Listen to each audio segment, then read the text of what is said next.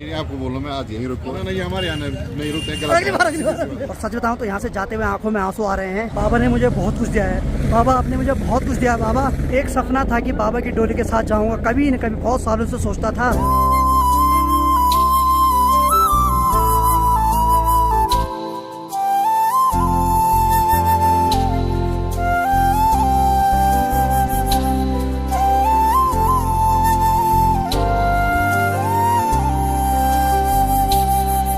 बाकी जी वक्त आ गया है इस खूबसूरत से धाम से जाने का। और सच बताऊं तो यहाँ से जाते हुए आंखों में आंसू आ रहे हैं, क्योंकि कल पता नहीं क्या होता है। कल भगवान के दर्शन कर पाते कि नहीं कर पाते हैं, लेकिन सौभाग्यशाली हूँ मैं जो 3 बार बाबा के दर्शन हो गए हैं।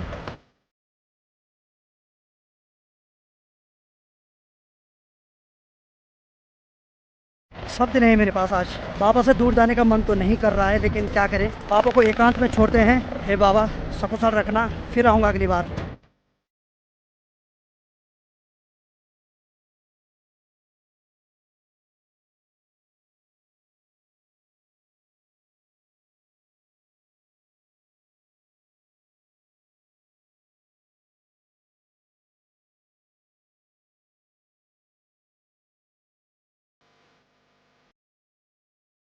बाबा ने मुझे बहुत कुछ दिया है, बहुत कुछ दिया बाबा ने। बाबा आपने मुझे बहुत कुछ दिया। बाबा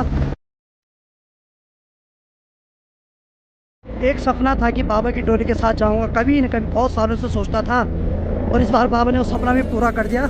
बाबा मैंने जो आपसे मांगा है ना, आपने हमेशा मुझे निस्वार्थ भाव से दिया है। वैसे तो आपसे दूर जाने का मन नहीं कर रहा है, लेकिन विधि का यही विधान है, जाना ही पड़ेगा। लेकिन एक वादा हमेशा के लिए करता हूँ कि जब भी आप बुलाओगे मैं ज़रूर आऊँगा। ये वादा है बाबा मेरा आपसे।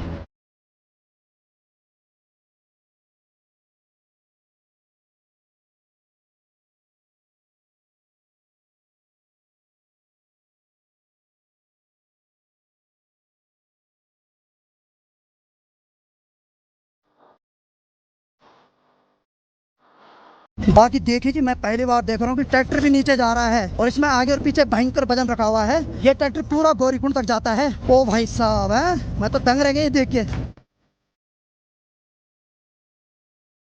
तो एक्चुअली क्या होता है कि जो फ्यूल होता है ना, उसको ट्रैक्टर पे ही लाया जाता है, उसको हेलीकॉप्टर पे नहीं ला सकते हैं। इसी वजह से ये अप डाउन करता रहता है, इसी पे सारा फ्यूल मंगाया जाता है, इसीलिए वो आगे पीछे वजन रखता है। और भाई साहब इसको चलाने के लिए भी गर्स चाहिए, क्योंकि अगर हल्का गलती हुई तो सीधे भाई साहब बहुत बड़ा खतरा हो जाएगा। तो भाई साहब से पूछते हैं कैसा रहा आज का एक्सपीरियंस। ठीक रहा यार, बहुत बढ़िया, मजा आ गया ना। मजा आ गया। 4-5 दिन का पता ही नहीं चला। और देखिए मैं पहली बार जब आया था, हाँ। तो मेरे से एक गलती हुई थी, मैं भैरव बाबा के दर्शन करने नहीं गया। अरे वाह। और इस बार आपकी ही वजह से मैं वहाँ भी चला गया। और आधा पौन घंटे तक भाई ने तपस्या भी की वहाँ। मान गए प्रभु कसम से, यही होती है भक्ति।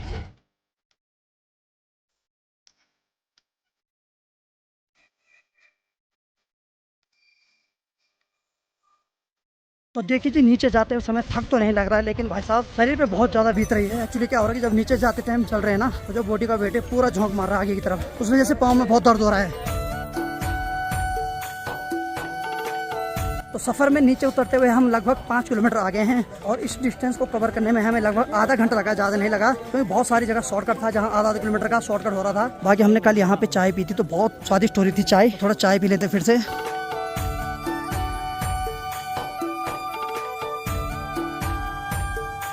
तो समय अभी 3:30 बज गए, और अभी हम रामबाड़ा पहुंच गए हैं। यहाँ से होकर मैं जब भी गुजरता हूँ मुझे वही त्रासदी याद आती है, क्योंकि सबसे ज्यादा जो नुकसान हुआ था इसी इलाके में हुआ था। लोग अभी भी यहाँ नदियों के किनारे खड़े हो रखे हैं। ऐसी जगह पे ज्यादा खड़ा नहीं रहना चाहिए।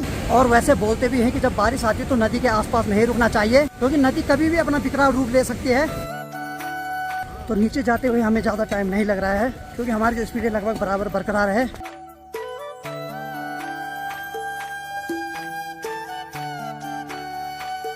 तो सफ़र में आगे बढ़ते हुए हम भैरव मंदिर के पास पहुंच गए हैं, और यहाँ से अब गौरीकुंड की दूरी मात्र 2.5 किलोमीटर है। ओ भाई साहब, जैसे ही गौरीकुंड में पहुंचे वैसे भयंकर बारिश लग गई है। भाई साहब बहुत खतरनाक बारिश लग रही है भाई यहाँ तो है। ओ भाई साहब, तो देखिए जी इसको बोलते हैं संजोग, यानी कि कल जब ऊपर गए तो हमें सोनप्रयाग से गौरीकुंड के लिए कोई गाड़ी नहीं मिली, तो पूरा सीतापुर से पैदल गए, पूरा केदारनाथ धाम तक। और आज भी जब नीचे आए तो हमें गौरीकुंड से कोई भी गाड़ी नहीं मिली सोनप्रयाग के लिए। आज भी पैदल जा रहे हैं कमरे तक। और इतनी खतरनाक बारिश हुई ना अभी बीच में, हमने तो सोचा फिर से मंदाकिनी नदी उफान पे आने वाली। और कल तक जो पानी साफ दिखाई दे रहा था देखो फिर से मिटमिला हो गया है। इसका मतलब कहीं ना कहीं तो थोड़ा बहुत नुकसान हुआ होगा। और घर से भी लगातार फोन आ रहे हैं, वो भी घबरा रहे हैं क्योंकि घर में बारिश हो रही है। और हमारे मोबाइल में बीच में नेटवर्क नहीं आ रहा था तो घर वाले परेशान हो गए थे। फिर जैसे ही गौरीकुंड के आसपास पहुंचे तुरंत हमने कॉल करके बताया कि हम सुरक्षित पहुंच गए हैं। हालांकि हमने उनसे ये नहीं कहा कि यहाँ भी बारिश हो रही है, उसमें फिर घबराहट होती है ना घर वालों को। बाकी चलिए भाई, अभी थोड़ा बारिश रुक गई है और कपड़ों का क्या ही हाल बताऊं क्या हो गए हैं। ये तो हमने बाद में पहना है इमरजेंसी में, पहले तो भीग गए थे हम। बाकी चलिए चलते हैं अब। तो चलिए जी, केदारनाथ से हम लगे हैं पिछले 4 घंटे से पैदल यात्रा पे। बाकी अभी भी हमारा रूम यहाँ से लगभग 3 किलोमीटर दूर है। अभी हम गौरीकुंड से सोनप्रयाग नहीं पहुँचे हैं, बीच में हैं। और बाकी अभी जो बारिश है वो थोड़ा कंट्रोल हो गई, यानी कि इंद्रदेव जो है थोड़ा शांत हो गए हैं। तो चलिए जी, फाइनली हम सोनप्रयाग के पास पहुंच गए जहां से गाड़ी मिलती है गौरीकुंड के लिए। यहाँ देखिए कितना जाम लगा हुआ अभी भी, यानी कि गाड़ियों को 1-1 मीटर भी आगे बढ़ने में 10-10 मिनट लग रहे हैं। और थोड़ी देर पहले बारिश लगी तो बारिश से देखिए पूरे रास्ते में कीचड़ कीचड़ हो रखा है। और बाकी भाई जो गौरीकुंड के लिए गाड़ी मिल रही है वो यहीं से मिल रही है। और हम तो लगभग आ गए हैं। अब यहाँ से 100 मीटर आगे है सोनप्रयाग मार्केट। और सोनप्रयाग मार्केट से लगभग आधा किलोमीटर है हमारा कमरा सीतापुर वाला। चलिए, थक बहुत ज्यादा लग गया और ऊपर से हमने कुछ खाया भी नहीं क्योंकि आज पूरे दिन भर भूखे हैं। हमने सोचा कि खाली पेट करेंगे बाबा के दर्शन। तो मैंने जो रेनकोट पहन रखा था वो उतार दिया है क्योंकि बारिश पूरी तरीके से रुक गई है। और ठीक यहाँ पर हमारे बड़े भाई साहब भी अपना रेनकोट उतार रहे हैं। अब एक बात है, बहुत हेल्प की इस रेनकोट ने भाई साहब। जब हमने कल सोनप्रयाग से खरीदा था तो हमने सोचा फालतू पैसे गए, लेकिन अब चला पता कि नहीं भाई, असली चीज तो हमने यही की थी। चलो ठीक है। और बाकी अंकित भाई ने उतार दिया है। कैसी रही यात्रा? बढ़िया रही ना? पैक भी कर जा रहा है, वाह बधाई हो, इसकी पार्टी हो गया आज। देखिए जी, रेनकोट को खरीदना आसान है, उसको निकाल के पहनना आसान है, लेकिन जब उसको पैक करने की बारी आती है ना, वहाँ से पता चलता है कि रियल टैलेंट किसके अंदर है। कोशिश ये करें कि अगर आप केदारनाथ जा रहे हैं ना, तो रेनकोट ये सोच कर ना चले कि आगे खरीद लेंगे। आगे आपको 200, 250, 300 तक मिलेगा सेम। और अगर पीछे ही खरीद लेते हैं गुप्त काशी या फिर उससे थोड़ा एक आध मतलब मार्केट आगे, तो आपको लगभग 100-120 में ये मिल जाएगा। यानी कि अगर आप सोनप्रयाग गुप्तकाशी साइड हैं तो वहीं से खरीद लो। ऊपर जाते जाते भाई साहब रेट बढ़ रहे हैं क्योंकि उनकी गलती भी नहीं है, भाड़ा पड़ रहा है। हम खुद अपना शरीर नहीं ले जा पा रहे, वहाँ वो बेचारे सामान को ले जा रहे हैं। तो अगर आप पैसा बचाना चाहते हो तो नीचे से खरीदो, पैसा भी बचेगा और आपका शरीर भी बचेगा भीगने से।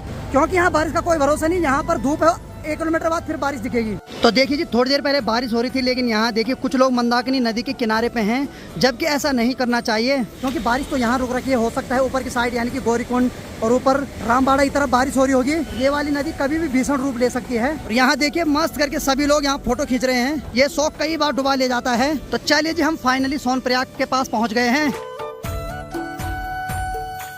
और सोनप्रयाग मार्केट में पहुंचते ही चहल पहल दिखाई दे रही है। सबसे पहले हम चप्पल खरीदते हैं क्योंकि जूते की तो बैंड बज गई हमारी। इतनी बारिश हुई कि पूरे जूते एकदम गीले हो गए और मिट्टी से भर गए हैं। तो पहले एक चप्पल ले लेते हैं अपने लिए।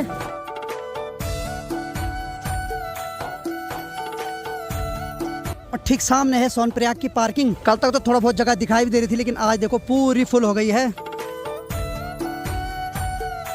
और सोनप्रयाग से हम थोड़ा आगे आ गए हैं और बाकी सामने पे जो होटल दिखाई दे रहा है ये है प्रियंका योगी तिवारी दीदी जी, उनका होटल है। प्रियंका योगी तिवारी दीदी तो ऊपर ही हैं। बाकी जिया जी से मुलाकात हो गई है। कैसे रही आपकी यात्रा? बहुत अच्छा भाई साहब, मतलब इनके साथ तो ऐसा लगता है जैसे अपना फैमिली मेंबर वाला हुआ है ना। बिल्कुल बहुत अच्छा। बाकी काफ़ी अच्छा लगता है मुझे यहाँ पे जब भी आता हूँ। भाई चलिए अभी चलते हैं। नहीं, आपको बोलो मैं आज यहीं रुकूंगा। मुझे पता आप बोल रहे, परसों ही बोला था जी आज नहीं मेरे को कि यहीं रहना, लेकिन थोड़ा कुछ अर्जेंट काम है, इस वजह से मेरे को भी जाना पड़ रहा है। पर ये हमारे नहीं हमारे यहाँ नहीं रुकते। अगली बार पक्का, कसम से अगली बार पक्का। बाकी देखिए जीजाजी और दीदी का नेचर बहुत अच्छा है भाई साहब। यानी कि मैं जब इधर आता हूँ ना, ऐसा लगता है अपने घर में आ रखा हूँ। उनको किसी भी चीज़ का एटीट्यूड नहीं है, बहुत मजा आता है उनके साथ। ताकि उनसे मुलाकात होगी। और दीदी बल ऊपर ही है केदारनाथ में। और वैसा हमें कल सुबह किसी भी हाल में जाना, जिया ने बोला आज यहीं रुको चाहे कुछ हो जाए, लेकिन क्योंकि हमने आगे बात कर रखी है तो इसी वजह से हम वहाँ नहीं रुके। मैंने कहा अगली बार आऊँगा जरूर। और सबसे बड़ी बात है कि जिनके होटल में हम रह रहे हैं वो भी हमारे उधर साइड के हैं, तो फिर उनको भी धोखा क्यों दे। सफर में आगे बढ़ते हुए हम अभी सीतापुर के पास पहुंच गए हैं। और सीतापुर की जो पार्किंग होती है यहीं से नीचे जाते हैं और ठीक सामने पे है पार्किंग। और बाकी ठीक सामने पे हमारा मंदाकिनी रेस्टोरेंट, जहाँ के हमने आज स्टे करना है। और देखिए भाई यहाँ कितना जाम लग रखा है नीचे पार्किंग में जाने के लिए। बाकी चलिए जी, जो हमारा रूम है ये है 7 नंबर वाला। तो चलिए जी, कमरे में तो हम आ गए। पहले भाई साहब गर्मा गर्म चाय पी लेते हैं। और बाकी आते ही भाई साहब ने भी रजाई पकड़ ली है। ठंडा लग रहा है। ठंडे के साथ साथ बॉडी की भी बैंड बच गई।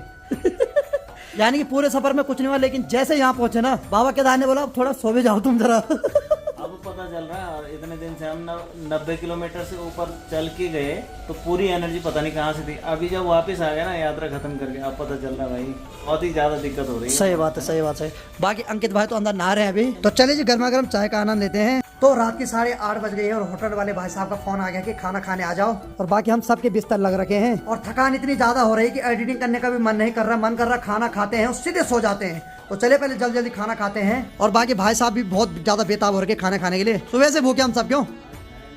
हाँ, आज खाली पेट दर्शन करने की सोची। हाँ अंकित भाई कितनी भूख लगी। ये होटल का खाना हम कम पड़ जाएगा।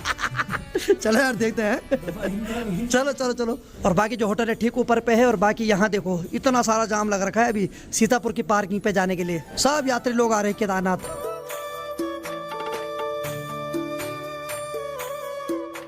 चलिए जी मेन्यू देख लेते हैं। वैसे ऑर्डर तो हमने सिर्फ दाल चावल कर रखे आगे टाइम के। मेन्यू जो देखना है अच्छा स्पेशल क्वालिटी होती है ना वो। देखो मेन्यू में हम सबसे पहले क्या देखते हैं, सबसे सस्ता क्या है इसमें। तो सबसे पहले सस्ता तो चाय मिलेगी जो मेरे चैनल का नाम है। बाकी सबके रेट बढ़े हुए आजकल। बाकी चलिए जी गर्मा गर्म और टेस्टी खाना भी आ गया है। और यहाँ हमारे अंकित भाई भी लग गए खाना पचकाने पे। और ठीक सामने में हमारे बड़े भाई साहब। कतई बहुत भूख लगी हुई थी नहीं। सही है सही, खाते रहो ठीक है। और ज्यादा बकवास न करते हुए मैं अब खाना शुरू करता हूँ। तो रात की 9:30 बज रही है और बाकी खाना खाने के बाद सबने अपने अपने बिस्तर पकड़ लिए हैं। बाकी भाई साहब सो जाओ, कल सुबह निकलते हैं घर। और बाकी अंकित भाई साहब 4-5 दिन से हमारे साथ कंटिन्यू बने हुए हैं भाई। बहुत बहुत धन्यवाद यार इसके लिए। अरे क्या भाई, मैं दरअसल इस यात्रा में ना, अगर सही बताऊं तो पहाड़ी वाली बोलते नहीं ना, मेरा प्लान नहीं था ऐसे यात्रा में आने का। तो मैंने इन्होंने जब बोला था ना, मैंने कंफर्म कर लिया था कि मैंने कहा ठीक है भाई मैं आऊँगा। और फिर उसके बाद में देखो आज पहुँच गए हैं। यात्रा का चलो ठीक है ठीक है ठीक है। बाकी चलिए जी मैं भी सो जाता हूँ। कोशिश करता हूँ कि कल सुबह आपके लिए ब्लॉग पेश करूँ, वो भी 8 साढ़े 8 बजे तक। तो उम्मीद है आपको आज का वीडियो पसंद आया होगा। वीडियो पसंद आए तो वीडियो को लाइक करो, शेयर करो, अपने भाई भाई से प्यार दो जैसे आप दे रहे हैं, मस्त करके बिंदास करके। मैं रविंद्र बागुणा मिलता हूँ किसी अगले फनीदार ब्लॉग के साथ। तब तक के लिए जय हिंद, जय जय Uttarakhand, bye bye, good night, take care.